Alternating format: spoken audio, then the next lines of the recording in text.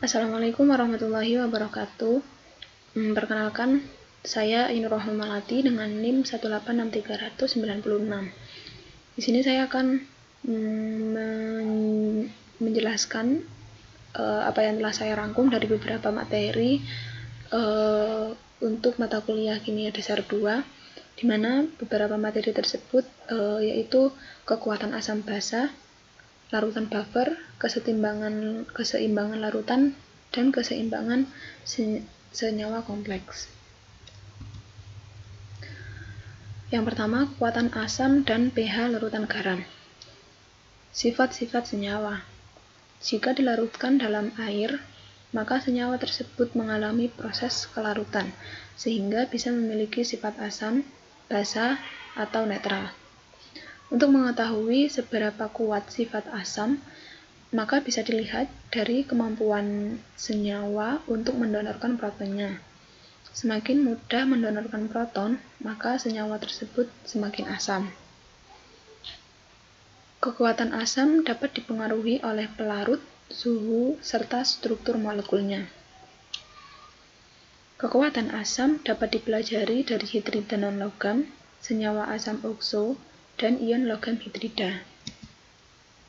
Yang pertama, hidrida non-logam. Senyawa hidrida merupakan senyawa biner yang tersusun atas hidrogen dengan unsur lain yang bukan logam. Terdapat dua faktor yang menentukan kuat atau tidaknya sebuah atom melepas proton, yaitu yang pertama, elektronegativitas dari atom pusat. Pada tabel periodik unsur, elektronegativitas dari kiri ke kanan akan semakin meningkat. Elektronegativitasan meningkat menyebabkan peningkatan asam, karena atom tersebut mampu menarik awan elektron dari atom, sehingga lebih mudah melepaskan atom hidrogen. Yang kedua, kekuatan ikatan antara non-logam dengan hidrogen. Pada tabel periodik unsur, dari atas ke bawah, ikatannya akan semakin panjang, sehingga ikatan semakin lemah dan mampu melepaskan atom hidrogen dengan mudah. Kemudian yang kedua, asam okso atau oksoasid. Oksoasid merupakan senyawa yang memiliki atom H, O, dan satu unsur lain yang berperan sebagai atom pusat. Semua oksoasid atom H akan berikatan dengan atom O. Jadi dalam semua senyawa oksoasid itu atom H akan selalu berikatan dengan atom O-nya. Kemudian atom O-nya akan berikatan dengan atom yang lain yang berperan sebagai atom pusatnya. Kemudian dalam oksoasid, panjang ikatan tidak termasuk dalam penentuan keasaman. Senyawa oksoasid pasti memiliki satu atau lebih ikatan OH. Faktor yang mempengaruhi kekuatan asam oksoasid yaitu yang pertama, elektronegativitas dari atom pusat. Yang kedua, banyaknya atom O yang mengelilingi atom pusat. Nah, dalam banyaknya atom O yang mengelilingi atom pusat ini itu ada dua, yaitu yang pertama senyawa oksoasid dengan jumlah atom O yang sama, serta senyawa oksoasid dengan jumlah atom O yang berbeda. Pada senyawa oksoasid dengan jumlah atom O yang sama, kekuatan asam meningkat dengan peningkatan elektronegativitas. Semakin elektronegatif, maka kepolaran OH meningkat dan menyebabkan mudahnya atom H+ terlepas. Sebagai contohnya, pada senyawa halogen, senyawa yang berikatan dengan yang berperan sebagai atom pusat yaitu senyawa halogen, di mana atom I, Br, dan Cl itu memiliki keelektronegatifan yang semakin meningkat, sehingga di sini HOI lebih kecil dari HOBr dan lebih kecil dari HOCl untuk kekuatan asamnya. Kemudian untuk senyawa oksoasid dengan jumlah atom O yang berbeda, yaitu keasaman meningkat dengan bertambahnya atom O yang terikat pada atom pusat. Atom O yang semakin banyak, maka semakin besar pergeseran awan elektron, sehingga lebih mudah melepaskan H. Seperti pada contoh berikut ini, di mana yang sebelah sini itu O-nya hanya ada 1, sedangkan yang untuk senyawa yang ini itu ada O-nya 4, sehingga senyawa ini akan lebih asam daripada senyawa yang ini, karena di sini sendiri sudah terlihat bahwa atom O-nya itu banyak, yang menyebabkan pergeseran awan elektron dan mudah melepaskan H+-nya. Kemudian ion logam terhidrasi. Beberapa ion logam tertentu yang dapat larut dalam air dapat memiliki sifat asam, karena ion logam terhidrasi dapat mentransfer ion H+-nya ke dalam air. Seperti contoh berikut ini, di mana AlNO3 2 kali ditambah 6H2O menjadi AlH2O 6 kali 13 ditambah 3NO3-.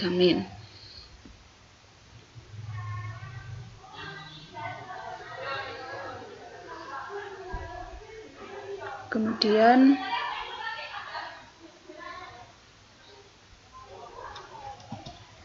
selanjutnya oksida asam, basa, dan amfoter. Senyawa oksida adalah senyawa yang memiliki setidaknya satu atom O dan satu atom yang lain.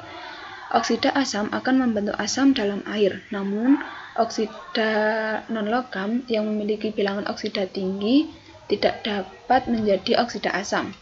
Sedangkan oksida basa akan membentuk basa dalam air.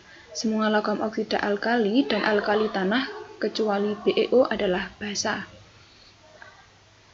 Oksida amfoter dapat bersifat asam atau basa dalam air. Beberapa oksida logam pada golongan 2A dan 4A adalah amfoter. Berikutnya sifat asam basa dari larutan garam. Garam merupakan senyawa ionik yang terbentuk dari reaksi asam dan basa. Asam kuat yang direaksikan dengan basa kuat akan menghasilkan larutan netral.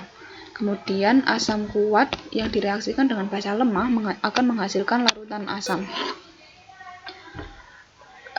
Asam lemah direaksikan dengan basa kuat akan menghasilkan larutan basa. Dan asam lemah direaksikan dengan basa lemah itu akan menghasilkan larutan asam atau basa. Kemudian yang terakhir asam poliprotik direaksikan dengan basa kuat itu akan menghasilkan larutan asam atau basa juga. Yang berikutnya, kesetimbangan asam, basa, dan larutan. Larutan buffer merupakan larutan yang dapat mempertahankan nilai pH. Ketika ditambahkan asam atau basa kuat, buffer terbentuk dari asam dan basa, di mana asam akan bereaksi dengan OH- dan basa bereaksi dengan H+-nya.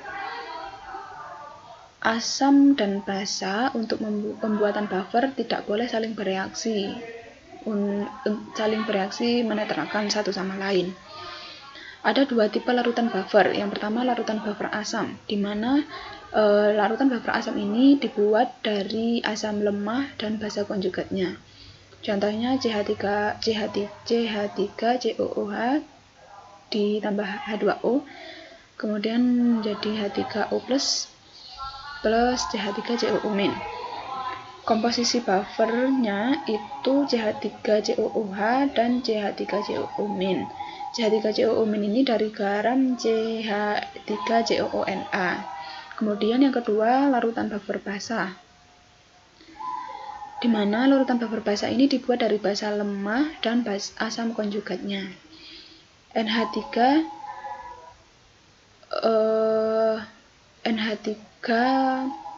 plus H2O yang kemudian menjadi NH4 plus OH-. Kemudian untuk membuat larutan buffer basanya itu NH3 sebagai basa lemahnya serta NH4 plus sebagai asam konjugatnya, di mana NH4 plus ini didapatkan dari garam NH4Cl. bisa didapatkan dari garam NH4Cl. Kemudian ini CH3COOH plus H2O. Nah, asam asetat ini merupakan asam lemah sehingga bentuk kesetimbangannya akan lebih mengarah ke reaktannya. Ini makanya di sini tanda panahnya lebih panjang yang ke kiri karena dia lebih mengarah ke reaktan. Kemudian pembentukan ion dari asetat ini itu kecil, sehingga untuk meningkatkan pembentukan ion asetat maka ditambahkan sodium asetat. Nah, setelah ditambahkan sodium asetat ini maka nanti akan pembentukan ion asetatnya itu juga akan meningkat. Kemudian untuk buffer basanya juga begitu, karena ini amonnya itu merupakan basa lemah sehingga kesetimbangannya itu juga lebih mengarah ke reaktannya dan tidak menghasilkan ion amonnya itu sedikit, sehingga untuk menambah pembentukan ion dapat ditambahkan dengan amonium klorida seperti itu. Kemudian berikut ini merupakan persamaan Henderson-Hasselbalch, di mana ini contohnya untuk asam lemah. Jadi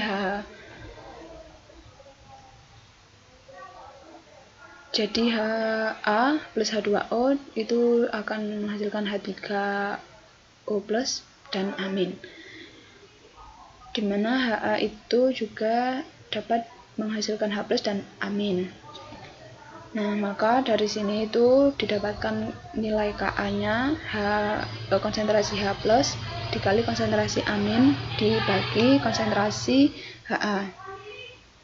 Kemudian H plus ini seperti disosiasikan, akhirnya H plus sama dengan Ka dikali konsentrasi Ha per konsentrasi amin. Kemudian kedua sisinya ini dikalikan min log. Nah, min log H plus sama dengan min log Ka dikali min log Ha per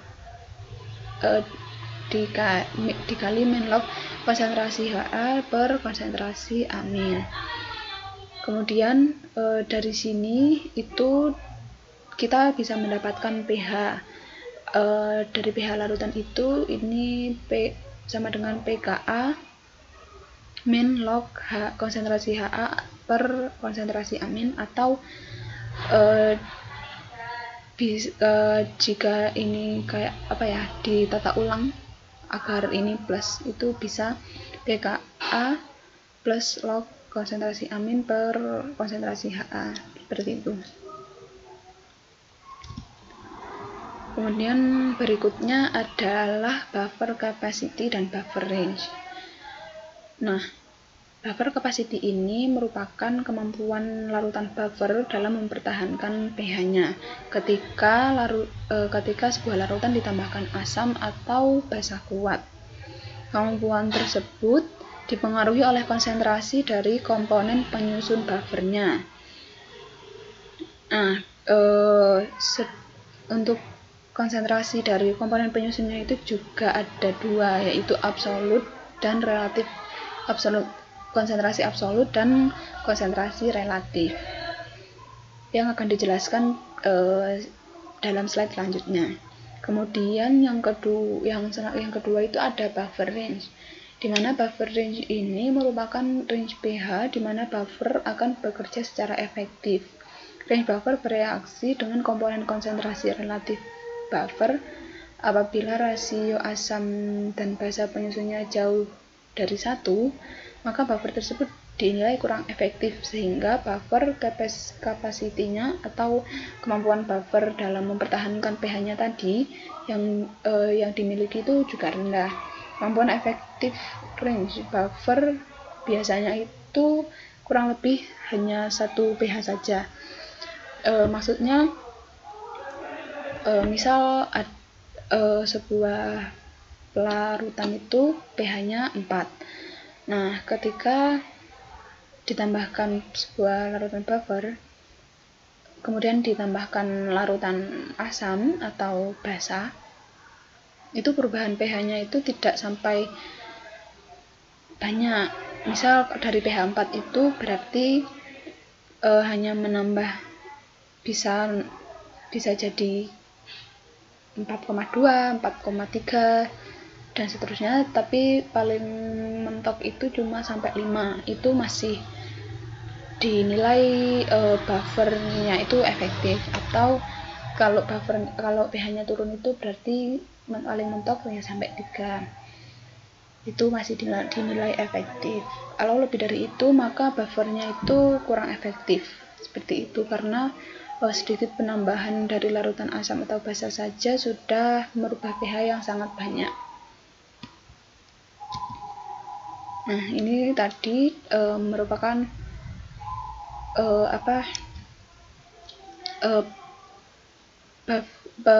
hal yang mempengaruhi buffer capacity, yaitu konsentrasi absolut dan konsentrasi relatif. Dimana konsentrasi absolut ini dimaksudkan yaitu semakin tinggi konsentrasi komponen buffer, maka capacity buffernya akan semakin bagus. Seperti contohnya buffer 1, dimana buffer 1 ini disusun dari CH3COOH dengan konsentrasi 1 molar dan CH3COO- dengan konsentrasi 1 molar juga dalam 1 liter, memiliki pH 4,74. Sedangkan buffer yang kedua itu juga sama dari CH3COOH, namun dengan konsentrasi yang 0,1 molar, ini kecil dari sebelumnya, serta CH3COO- dengan konsentrasi 0,1 molar juga dalam 1 liter air juga. Dalam 1 liter larutan. Nah, itu juga sama-sama memiliki pH 4,74. Nah, kedua buffer ini memiliki pH yang sama, tapi pada buffer yang pertama itu memiliki kemampuan yang lebih baik dalam mempertahankan pH. Akan lebih baik dalam mempertahankan pH-nya. Nah, hal tersebut dikarenakan konsentrasi penyusun buffer 1 itu lebih pekat konsentrasinya daripada penyusun buffer yang kedua. Kemudian konsentrasi relatif, di mana konsentrasi relatif itu apabila konsentrasi antara komponen buffer saling berdekatan atau hampir sama, maka capacity buffernya semakin baik. Maksudnya, misal pada buffer 1 ini komponen penyusunnya itu 1 molar, sama-sama 1 molar begitu. Kemudian buffer tersebut ditambahkan 0,1 mol OH- dalam 1 liter buffernya. Perubahan persen pH yang dihasilkan dari kedua komponen ini itu hanya 2%. Nah, sedangkan untuk buffer yang kedua itu konsentrasi komponennya itu 0,25 sama 1,75 molar. Kemudian ditambahkan sama 0,01 mol OH- dalam 1 liter buffer. Nah, tapi persen perubahan pH yang dihasilkan oleh buffer 2 ini sangat banyak, 4,7%. Nah, pada kedua buffer ini, maka yang memiliki capacity buffer yang lebih baik itu yang buffer pertama, karena buffer pertama mampu menahan nilai pH-nya itu sebanyak 2%. Jadi perubahan yang dihasilkan itu tidak banyak begitu.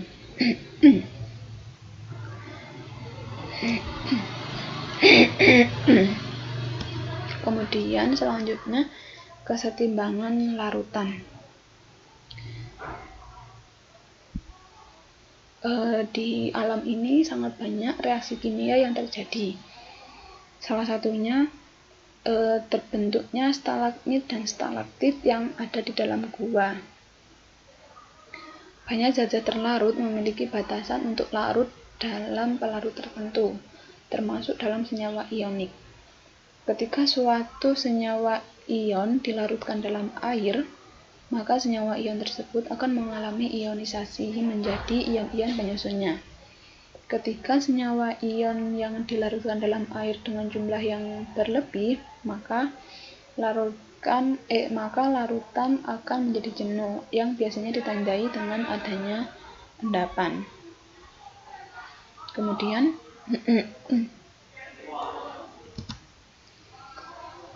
produk ion atau GSP. GSP ini menunjukkan konsentrasi molar dan ion-ion yang terbentuk dari suatu larutan. Konsentrasi tersebut dipengaruhi oleh koefisien stoikiometri.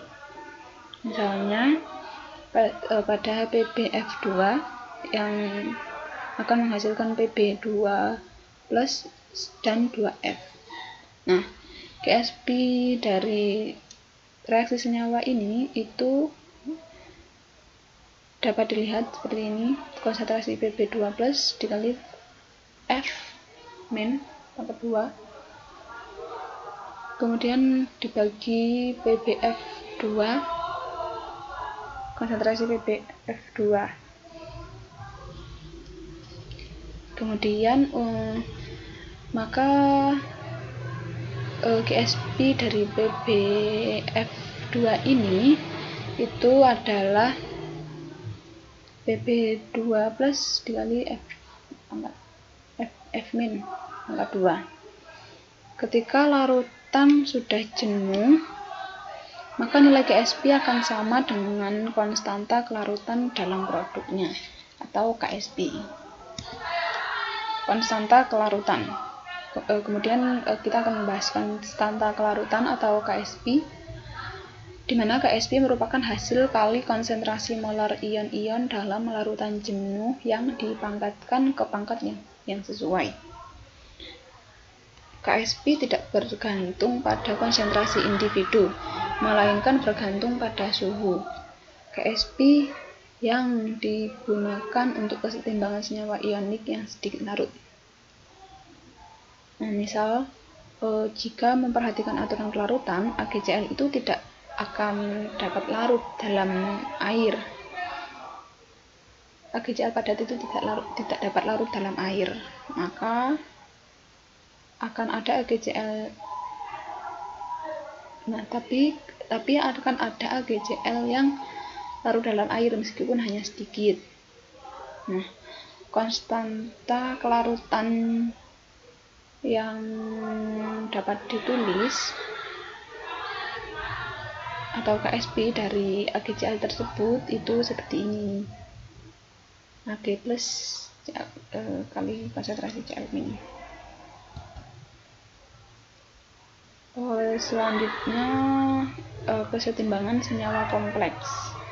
Dalam kesetimbangan senyawa kompleks ini akan dibahas yang pertama ion kompleks, yang kedua pembentukan ion kompleks, dan yang ketiga ion kompleks dan kelarutan.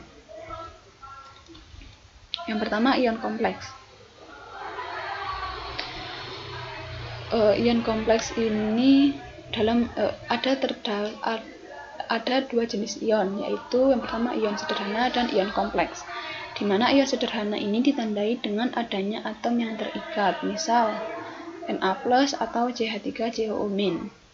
Yang kedua itu ion kompleks, yang terdiri dari ion logam sebagai pusat yang berikatan secara kovalen dengan dua atau lebih dengan atom molekul.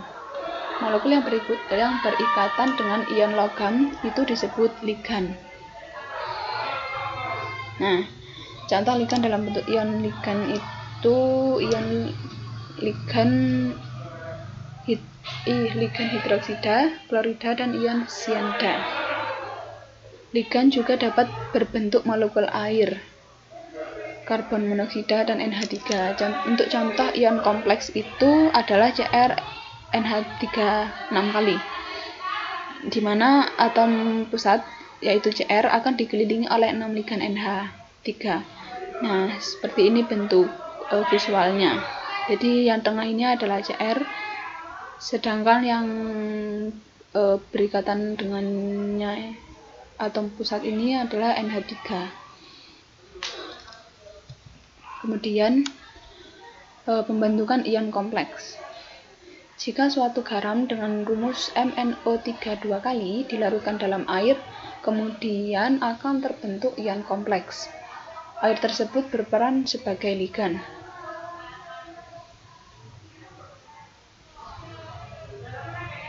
Yang akan Mn itu logam, dimana akan menghasilkan reaksi seperti ini.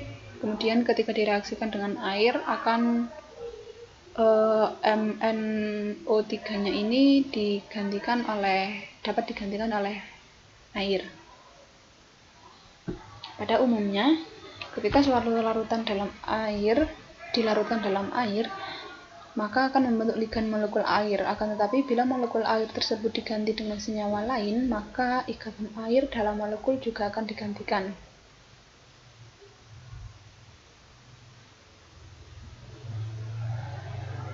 Nah, maksudnya jika senyawa itu tadi dilarutkan dengan air, maka kan ligannya itu berarti air tadi.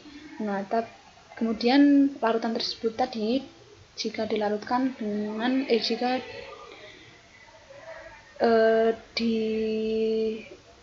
direaksikan dengan larutan lain, itu juga dapat air yang berikatan tadi dapat digantikan oleh larutan lain. Misal kayak NH3 ini itu akan menggantikan posisi H2, posisi air yang berikatan dengan logamnya. Nah, untuk nilai konstanta kesetimbangan dari senyawa ligan kompleks, ion kompleks itu bisa dilihat seperti ini. Semua ion kompleks mengikuti aturan Lewis, yaitu terdiri dari ion logam, di mana ion logam itu berperan sebagai asam Lewis dan ligan itu sebagai basa Lewisnya. Nilai Kf yang tinggi, maka kesetimbangan akan cenderung ke arah kanan dan mudah terbentuk ion kompleks. Nilai Kf itu ini tadi ya, yang didapatkan dari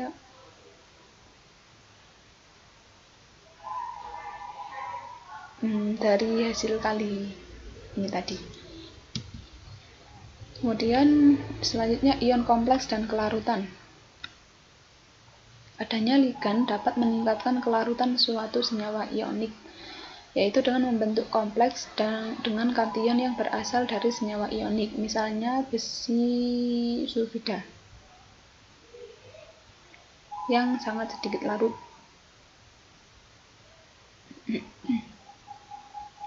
Dalam air. Nah, ini reaksi pembentukan dari besi sulfida dengan air,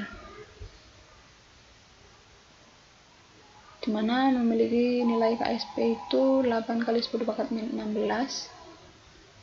Kemudian ini tadi ditambahkan beberapa NaCN dengan konsentrasi 1 molar, maka ion Cn ini tadi akan bertindak sebagai ligan yang dapat bereaksi berikatan dengan atom logam Fe ini tadi dan memiliki nilai Kf itu sebesar 3 kali 10⁻⁵. Untuk melihat efek dari ion kompleks pada kelarutan FeS, maka dapat digabungkan dua persamaan tadi. Nah, seperti ini. Fe2 6Cn ditambahkan H2O itu direaksikan. berikatan ini. Kemudian FES akan lebih mudah mengalami disosiasi menjadi ion penyusunnya dengan tambahan ligan Cn tadi. Padanya ligan mampu meningkatkan kelarutan FeS dalam air. Jadi FeS tadi itu akan lebih larut lagi ketika ditambahkan NaCN. Seperti itu.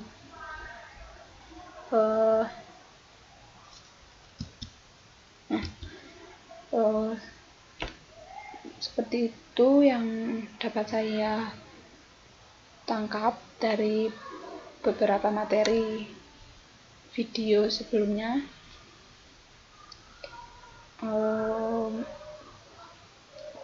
Mohon maaf apabila ada salah-salah kata. Wabillahi taufiq wal hidayah. Wassalamualaikum warahmatullahi wabarakatuh.